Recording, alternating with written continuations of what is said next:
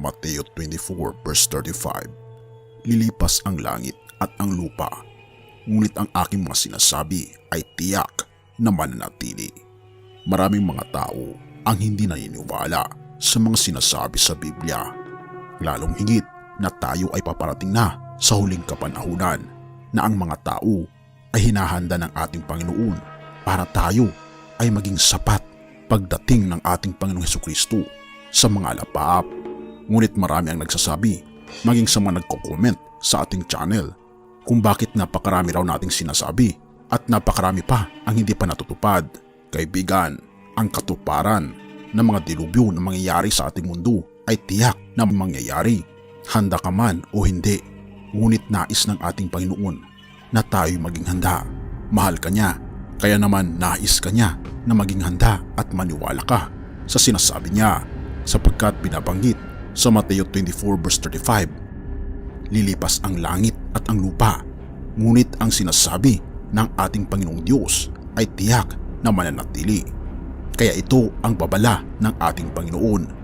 Unang Pedro 4 verse 7. Malapit na ang wakas ng lahat ng bagay, kaya't maging mapagtimpi kayo at panatilihing malinaw ang inyong pag-iisip upang kayo'y makapanalangin. Mga kaibigan, malapit na ang pagdating ng ating Panginoong Diyos at hindi basta-basta ang mga dilubyo na mangyayari sa ating panahon ngayon, katulad na lamang ang isa sa mga bagong tuklas patungkol sa Helena Slump. Pwede nating makalimutan ang sikat na mega tsunami threat na bunga ng isa sa mga pinakamalaki na volcano sa buong mundo, ang Cumbre Vieja volcano sa La Palma sa Canary Island. Ngunit mayroong mas matindi na panganib ang posibleng mangyari anytime na binabanggit ng mga scientist. Ito ang danger ng Helena Slump na matatagpuan sa lugar ng Hawaii, dahil binabanggit ng mga scientifico, posible daw na makulaps ang southern portion ng Kilauea Volcano sa Big Island sa Hawaii. Ito ang terminong tinatawag nila na Helena Slump, na halos araw-araw ay lumalaki ang area ng Helena Slump. At binabanggit pa ng mga scientifico ay hinug na raw ito para sa isang malaki at gigantic at nakakatakot na pagsabog na pwedeng maapektuhan ang malaking porsyon ng United States of America.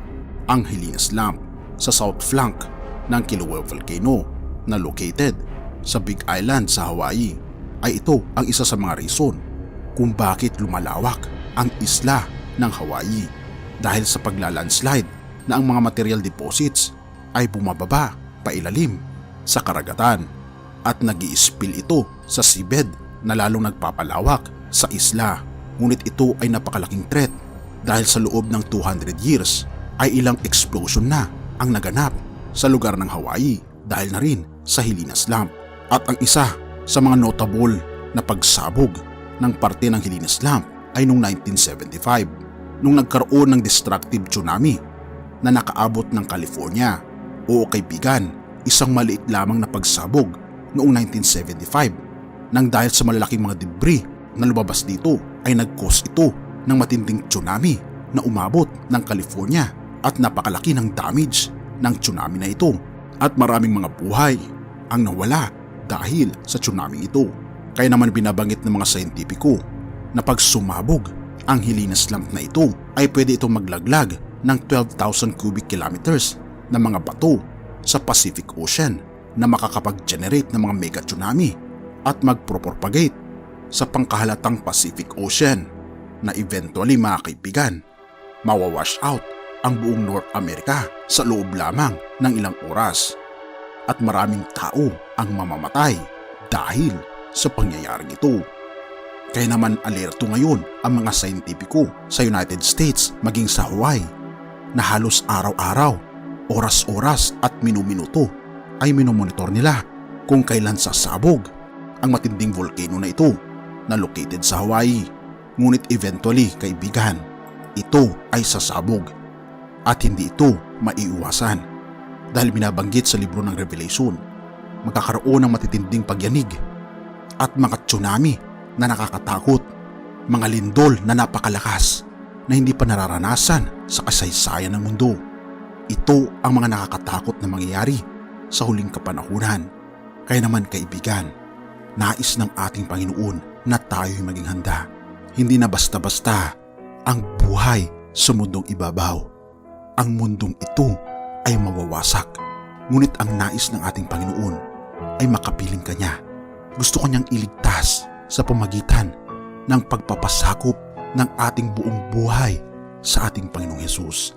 Ang tanong ay, tinatanggap mo ba ang paanyaya ng ating Panginoong Diyos? Tayo'y manalangin. Ama naming banal, makapangyarihan naming Diyos, kami po ay lubos na nagpapasalamat sa iyo dahil sa inyong kabutihan sa amin. Tulungan kami, Panginoon, na maligtas, hindi lamang sa mga dilubyo ng buhay, kundi pati na rin sa aming mga kaluluwa. Tulungan kami, Panginoon, na magpasakop ng buong puso sa inyo mula ngayon at magpakailanman, at gabayan kami hanggang sa katapusan ng mundo. Purihin ka, O Panginoon, at patawarin po kami sa lahat ng aming pagkukulang at pagkakasala sa pangalan ni Jesus. Amen.